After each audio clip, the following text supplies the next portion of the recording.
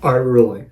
What's up guys, my name is Andrew and I am a university student at Yonsei here in Korea, and I missed one problem on the TOEFL, so I got a 119 out of 120, and I want to provide some information and resources for you guys to be able to do the same thing, right? I just want to help you guys out. Before you even click out of this video thinking, oh, Andrew is just a native speaker, it was really easy for him.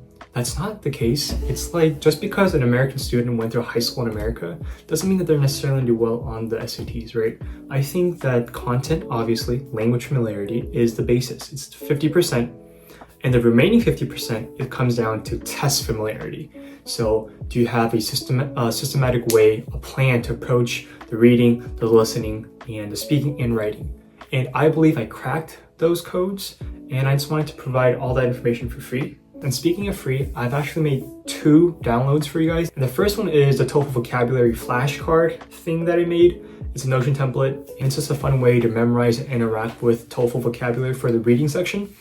And if this video is not enough information, or if you feel like you need a little more help, I actually have a lot more information I want to give to you guys, but this video will get way too long and like really boring. So I thought, you know what, I'll just make one Notion template document with everything that I know about the TOEFL, and I'm just gonna put it all in there. So if you guys want that, and if this video is not enough for you guys, feel free to download it. It's down below and it's completely for free. So, all right, so let's start with the reading. So my first tip is whether or not you should approach the reading part first or the question part first.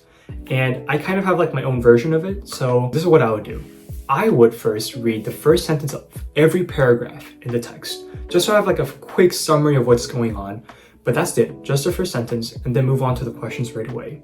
So after I read the question, I don't read the answer choices, because those answer choices are gonna like influence me and how I think about the answer. So don't even look at the answer choices, move to the paragraph, read the paragraph, find your answer, come back and circle your answer. The reason why I would do this is because all the questions on the TOEFL are arranged sequentially or chronologically.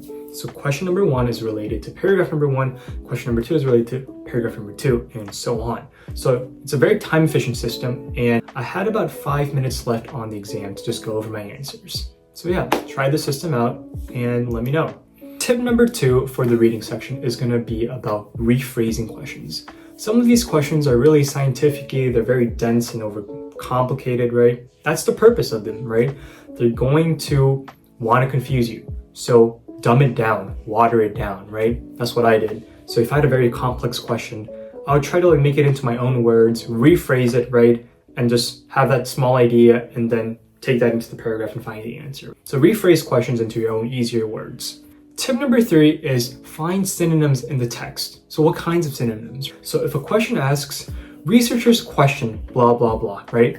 You might find somewhere in the paragraph or in the text, scholars doubt.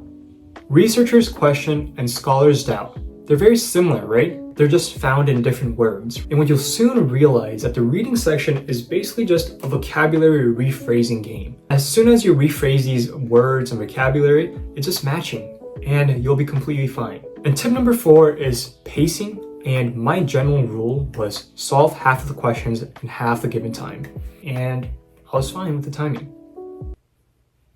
Now let's move on to listening. And listening was where I missed my one problem. And this is where tip number 1 comes in. It's don't daydream. Don't daydream. Because that's exactly what I did. And I lost track of like 2 or 3 seconds. And that's when like a major detail was there. So when I solved the problem for that specific part, I had no idea. So like I just guessed, right? That was one problem that I missed. So don't daydream. Turn up the volume on those things. Don't look at anyone else. Focus on your work and solve those problems, right? That's my one tip. Moving on to tip number 2, it's should I take notes or should I not take notes? So if you're the type of student that's taking so many notes so that you're not like listening to the recording and you're missing out on information, well, cut down on the notes, right?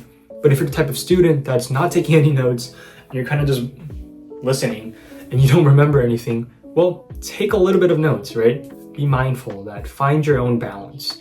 And for me, I was kind of in the middle, right? I wasn't taking too many notes, but this is where kind of a sub tip comes in. It's be an active listener and don't be a passive listener. So a passive listener is just, you're kind of just like, oh, okay. You're not taking notes. You're kind of just listening to everything. You're trying to memorize everything.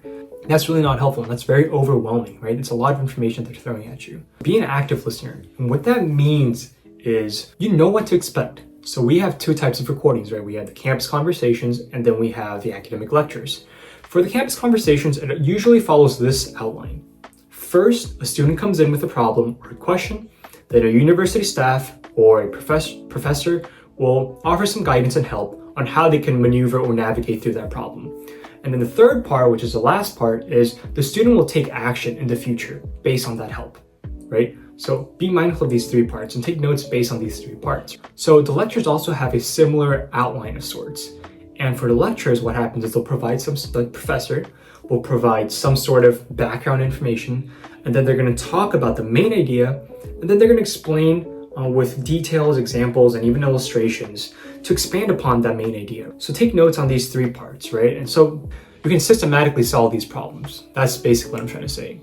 The last tip for the listening part is don't get caught up with one single detail, with one vocabulary word that you don't know. Focusing on that for just maybe a second longer, it might sacrifice another part, right? Maybe a bigger detail. So don't get caught up with these small details, vocabulary words, because you need to focus on the general, bigger idea. So now into the speaking section, which is arguably the most difficult and challenging part for many students. And many of y'all are probably wondering, how can you systematically approach the speaking section, right? Well, there are two issues that we need to resolve. The first one is delivery, and the second one is content, what to deliver. So for the first problem of delivery, many people ask, does my accent matter? Well, yes and no. You don't really need native accents, but you still want the grader to understand what you're saying, right? And in order for you to do that, you don't want to mumble. So, right, open your mouth, right? And increase your volume, right? Enunciate your words clearly because you want the grader to understand. And there's also an AI component of the exam where the AI is kind of listening and tracking what you're saying. So you want yourself to be audible, right? You want your voice and your words to be heard correctly. So the second challenge is what to deliver. And this issue comes with other like smaller issues like, oh, I have these awkward pauses. I have these ums and ahs. How can I fix that? The reason why you have these awkward pauses is because you don't know what to say next. If you know what to say next, you're not going to have these pauses, right?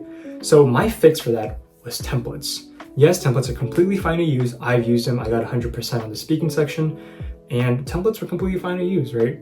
And by the way, if you want my detailed templates, they're down in the description below. Copy them, make them yours, right?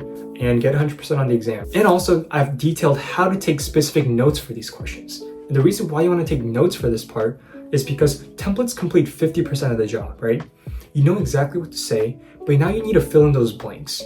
And that's where you listen, take those notes, plug it in, and boom. You're removing the friction between the mind and the mouth, right? So use templates. Templates are very good and they're going to give you confidence. Now, lastly, for the writing part, my only major tip right here is to just use templates because once again, templates, you're basically 50% done. The remaining 50% is to just think about it, have a very firm opinion on something, know what you're going to write about, and plug into that template. That's really it. And you have a very good delivered answer, right?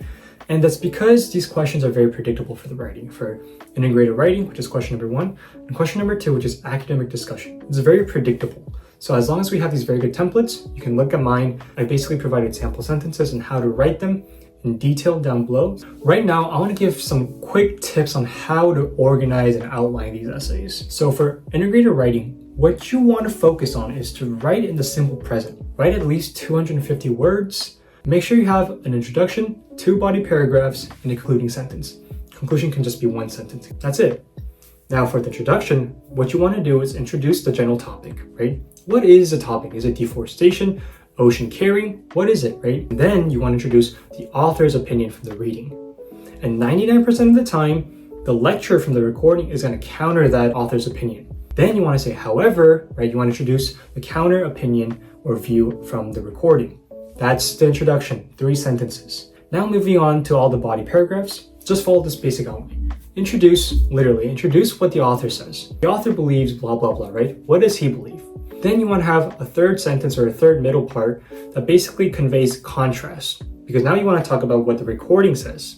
And this is a very good rule of thumb is if you have 1 sentence for the reading, you want to have double the amount from the recording. The general rule of thumb is always write more about the recording than the reading, because that's kind of the focus. So follow that structure, right? So for the body paragraphs, once again, introduce the author's opinion, his view, then offer some contrast. However, the lecturer does not believe this, then what does he talk about? Write more about that. And do that twice, right? For the body paragraphs. For the concluding sentence, just write one sentence. As you can see, the author and lecturer hold very different views on said topic. Maybe it's about deforestation. For the question about academic discussion, so this one might be a little new to people. Well, how do I approach this?